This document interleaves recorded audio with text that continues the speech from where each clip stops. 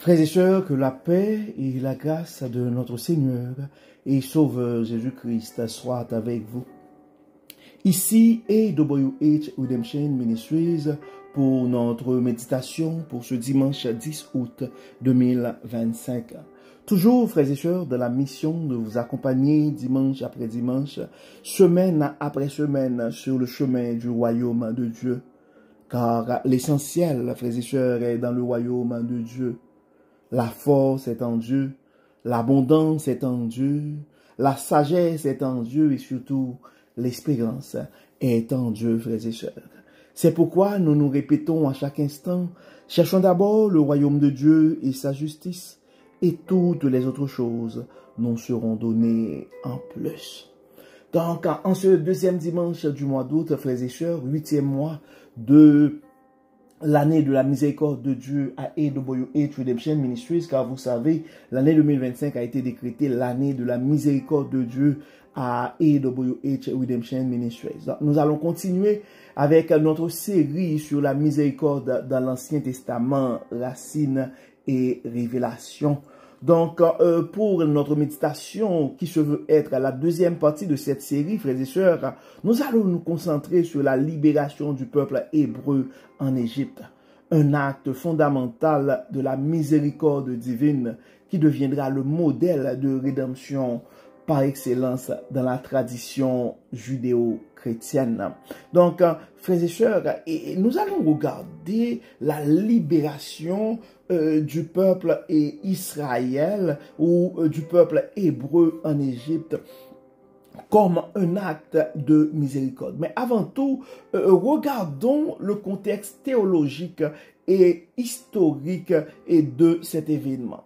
Regardons d'abord le contexte historique. Les descendants de Jacob se trouvent en Égypte depuis environ 4 siècles. Une période prophétisée par Dieu lui-même à Abraham en Genèse 15, verset 13. Ce qui avait commencé comme un refuge contre la famine s'est transformé en cauchemar lorsque nouveau pharaon qui n'avait pas connu Joseph en Exode 1er verset 8 a imposé un régime d'oppression systématique. Donc les Hébreux subissent des travaux forcés d'une brutalité croissante construisant les villes de Pithom et Ramsès. L'oppression s'intensifie jusqu'à l'ordre d'infanticide masculin, tentative de génocide visant à contrôler la croissance démographique de ce peuple étranger devenu trop nombreux aux yeux des Égyptiens. Probablement, en écoutant le contexte historique, certains pourraient même se porter à des commentaires. Mais finalement, rien de nouveau sous le soleil. Mais une chose est certaine, probablement tu te retrouves dans ce contexte historique. Probablement il y a certaines personnes qui se trouvent dans des situations pour dire, ok, Dieu a fait telle chose dans ma vie, mais maintenant je me trouve dans cette situation-là. Est-ce que c'est une malédiction? Est-ce que c'est une punition de Dieu? Mais nous allons continuer pour répondre à cette question-là plus tard, frères et sœurs, mais regardons d'abord et ensuite le contexte théologique. Donc cette période d'esclavage s'inscrit dans le plan divin annoncé à Abraham. Dieu avait prédit que ses descendants seraient étrangers dans un pays qui ne sera pas le leur. Ils y seront asservis et on les opprimera pendant 400 ans. Genèse chapitre 15, verset 13. Mais il avait également promis en Genèse chapitre 15 verset 14, « Je jugerai la nation à laquelle ils seront asservis et ils sortiront ensuite avec de grandes richesses. » Donc dans la souffrance, il y a aussi une promesse, il y a aussi une garantie de la fidélité de Dieu, frères et sœurs. Donc l'intervention divine ne survient pas par hasard, mais en réponse directe au cri du peuple et en fidélité à l'alliance conclue avec les patriarches. En Exode 2, verset 23 à 25, donc ce texte nous rappelle que Dieu entendit leur gémissement et il se souvint de son alliance avec Abraham, Isaac et Jacob. Donc, notre objectif de ce matin, à travers notre méditation pour ce matin, frères et sœurs, c'est vraiment d'aider nos frères et sœurs à comprendre comment la miséricorde de Dieu s'enracine dans sa fidélité à l'alliance établie avec les patriarches. C'est essayer vraiment de reconnaître les attributs divins qui se manifestent à travers cet acte de libération, que ce soit la compassion, la justice, la fidélité et la puissance.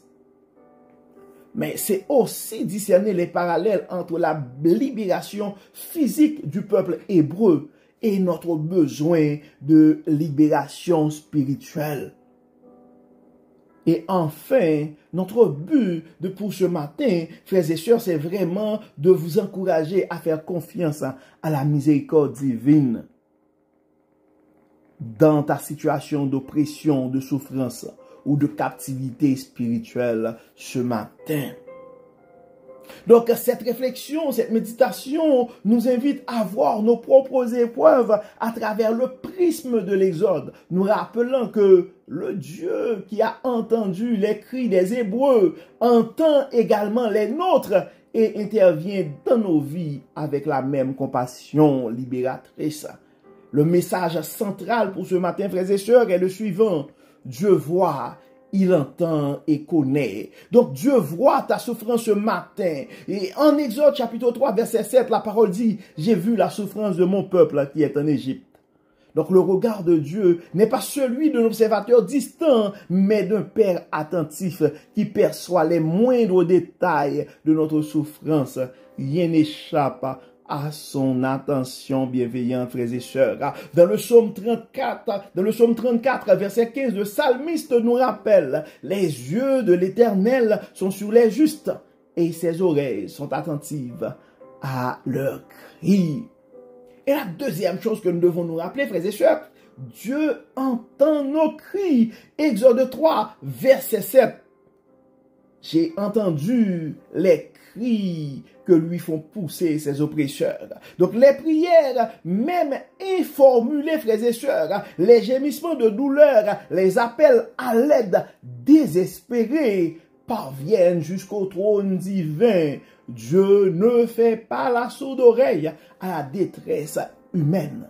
Donc avant qu'il m'appelle, nous rappelle le prophète Ésaïe, je répondrai quand ils parleront encore, j'exaucerai. Ésaïe chapitre 65, verset 24. Dieu connaît nos douleurs, frères et sœurs. Toujours en Exode 3, verset 7, je connais ces douleurs. Cette connaissance dépasse la simple information intellectuelle. Le verbe hébreu, ce verbe hébreu implique en fait une connaissance intime, expérientielle. Dieu ne connaît pas notre souffrance de l'extérieur, mais de l'intérieur. Dans toute leur détresse, il a été en détresse.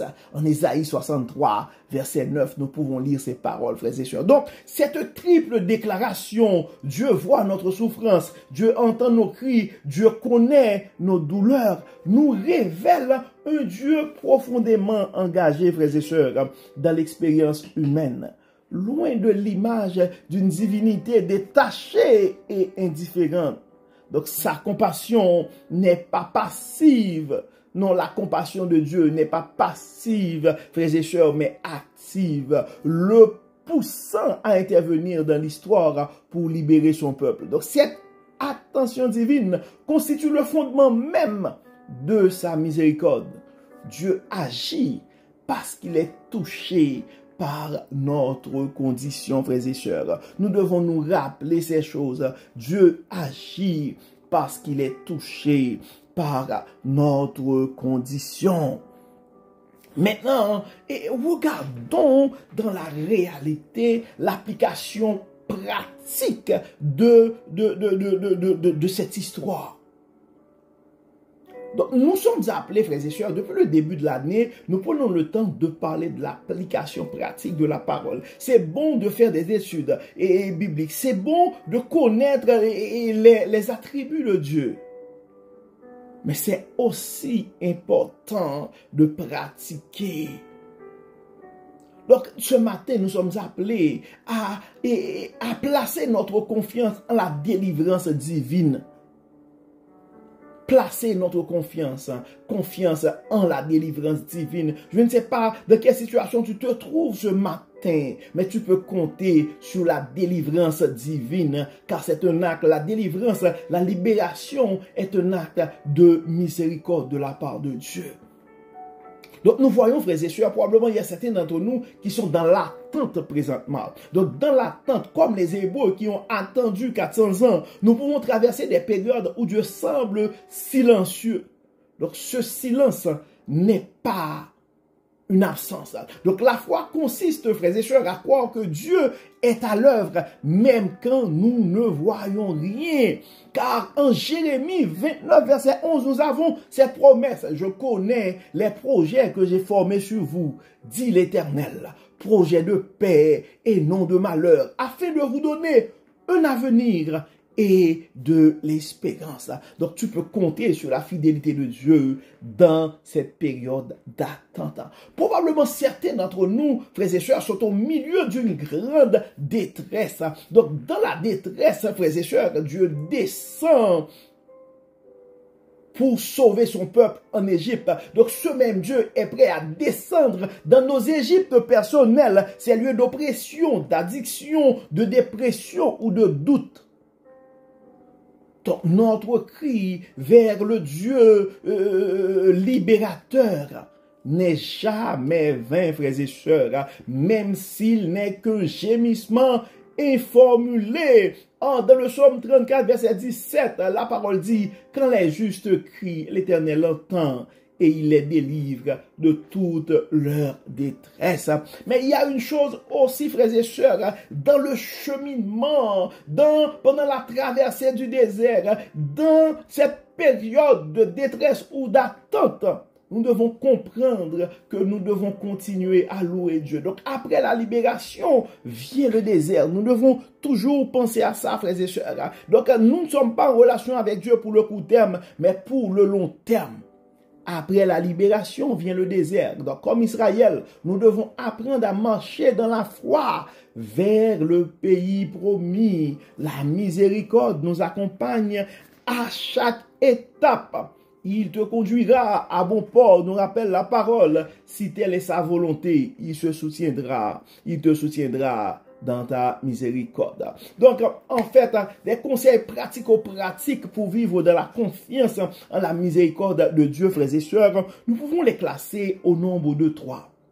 Il faut cultiver une mémoire reconnaissante en notant les moments où Dieu a manifesté sa miséricorde dans nos vies, frères et sœurs. Revenons à ces souvenirs dans les temps difficiles. Le psalmiste dit dans le psaume 77, verset 11, « Je me rappellerai les œuvres de l'Éternel. Je me souviendrai des merveilles d'autrefois. » C'est important, frères et sœurs, de cultiver une mémoire reconnaissante. C'est aussi important, frères et sœurs, de louer même dans l'épreuve, à l'instar de Paul et Silas qui chantaient dans leur prison en acte 16. La louange au milieu de l'épreuve est un acte de foi puissant qui proclame la fidélité de Dieu avant même de voir sa délivrance. Louons, frères et sœurs, notre Dieu même dans l'épreuve. Et il y a une dernière chose à nous rappeler, nous devons nous ancrer dans les promesses de Dieu, mémoriser les promesses bibliques concernant la fidélité et la miséricorde divine, frères et sœurs, c'est très important. Donc ces paroles deviennent comme une encre dans la tempête. Dans le psaume 119, verset 105, ce n'est pas sans raison, le psalmiste répète, « Ta parole est une lampe à mes pieds et une lumière sur mon sentier. » Il y a certaines situations, frères et sœurs, quand on regarde les faits, quand on fait les analyses, la seule chose qui peut nous aider à affronter, à faire un pas en plus dans notre parcours sur le chemin du royaume, ce sont les promesses de Dieu, car nous avons cette conviction que notre Dieu est un Dieu fidèle. Donc, comme d'habitude, frères et sœurs, nous allons partager avec vous quelques versets et qui nous rappellent, je vais dire, des thèmes clés et si jamais il y a des frères, des prédicateurs ou des pasteurs qui pourraient utiliser ce même sujet et pour des études bibliques ou des conférences. La première chose, et par rapport à Dieu voit et Dieu entend, et nous pouvons utiliser les textes que nous trouvons en Exode chapitre 2, verset 23 à 25, le psaume 34, verset 15 à 18, Exode 30, verset 19. Donc ça nous montre l'assurance que notre souffrance n'est jamais invisible aux yeux de Dieu. C'est vraiment l'application qu'on pourrait trouver à travers ce thème Dieu voit et entend. Il y a aussi, pour ce qui est de la compassion divine, et pour nous aider à comprendre la nature compatissante de Dieu, le texte que nous trouvons en Isaïe 49, verset 13 à 16 pourrait aider. Lamentation 3, verset 22-23 qui parle là et de la fidélité de Dieu. Matthieu 9, verset 36, ça parle aussi de la compassion de Dieu. Pour l'espérance dans la puissance libératrice de Dieu, nous pouvons regarder le texte que nous avons dans le psaume 107, 6 à 9, Jean 8, verset 36, 2 Corinthiens, chapitre 1er, verset 10. Pour ce qui est de la fidélité à l'alliance, car nous savons que notre Dieu, c'est un Dieu fidèle. Donc les alliances qui ont été faites à nos parents, sont toujours de mise. Dieu honore ses promesses. Confiance en la fidélité de Dieu à ses promesses. Donc le Genèse 15, verset 13 et 14, Exode 2, verset 24, Deutéronome, verset 7 et Deutéronome 7, verset 9. En fait, ces versets constituent vraiment une base solide, frères et sœurs, pour approfondir notre compréhension sur la miséricorde divine telle qu'elle se manifeste dans l'épisode de l'Exode et à travers la Bible en général. Donc, il nous aide à établir vraiment des connexions entre ces événements fondateurs, la libération du peuple hébreu en Égypte, et d'autres passages bibliques qui développent les mêmes thèmes et théologiques, soit pour une étude biblique.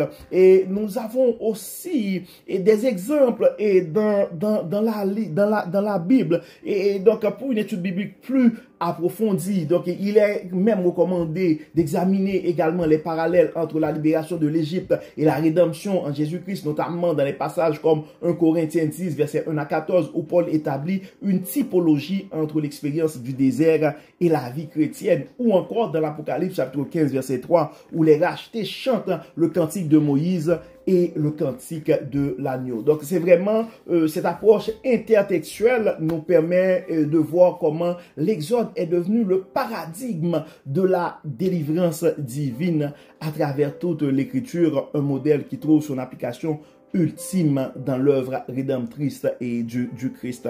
Et nous avons dans la Bible d'autres cas qui parlent de la libération, comment Dieu peut libérer pas seulement un peuple, mais une personne. Nous avons l'exemple de Joseph en Égypte, de Daniel dans la fosse au lion, Paul et Silas en prison. Ce sont tous des exemples que nous pouvons considérer. Mais le plus important, frères et sœurs, c'est vraiment placer notre confiance. C'est vraiment appliquer, c'est vraiment placer notre confiance dans la libération.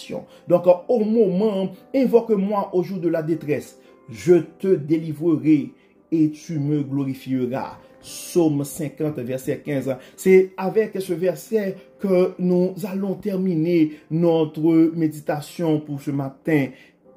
Rappelle-toi que notre Dieu est un Dieu fidèle. C'est lui qui nous a dit, invoque-moi au jour de la détresse, je te délivrerai et tu me glorifieras. Dans ta détresse ce matin, dans l'attente ce matin, tu peux compter sur la délivrance de Dieu, car il est un Dieu fidèle, il est un Dieu bon. Donc, comme d'habitude, rapidement, nous allons prier, frères et sœurs, et nous allons intercéder pour nos frères et sœurs qui sont dans l'attente ou qui ont besoin de l'aide du Seigneur ce matin. Prions le Seigneur. Seigneur Dieu de miséricorde et de compassion, tu es le même hier, aujourd'hui et éternellement. Le Dieu qui a vu la souffrance de son peuple en Égypte voit aussi nos souffrances aujourd'hui. Le Dieu qui a entendu les cris des Hébreux entend aussi nos gémissements. Ce sont avec cette conviction, Dieu clément, que nous nous approchons devant toi. Merci pour ta fidélité. Merci pour ta bonté envers nous. Et ce matin, nous remettons entre tes mains chaque frère, chaque sœur à travers le monde, particulièrement au niveau de la francophonie, qui a besoin d'une libération, qui a besoin de ton intervention. Bénis ce matin, Dieu clément, guéris et protège, libère. Pardonne nos péchés et exauce-nous. Nous te prions au nom de Jésus qui vit et qui règne au siècle des siècles. Amen. Donc bon dimanche, frères et sœurs, et à demain. Bye bye.